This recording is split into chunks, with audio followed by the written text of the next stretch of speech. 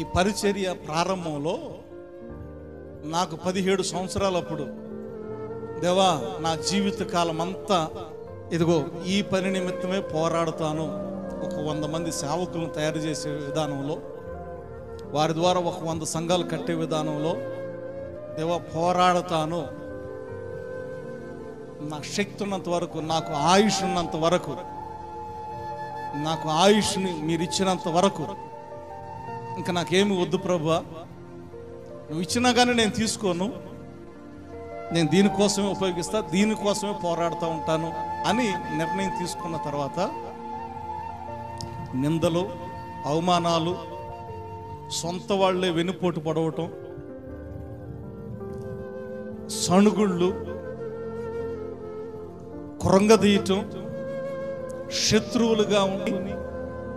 జీవితం ఎట్లాగా ఉందంటే, ఎన్ని పోరాటాలు రుచి చూశానంటే, ఎన్ని పోరాటాలు చవి చూశానంటే, కానీ పోరాటం నుంచి వెనకడుగేయకుండా దేవుడు నడిపిస్తా ఉన్నాడు. దేవునికి స్తోత్రం, హల్లెలూయా.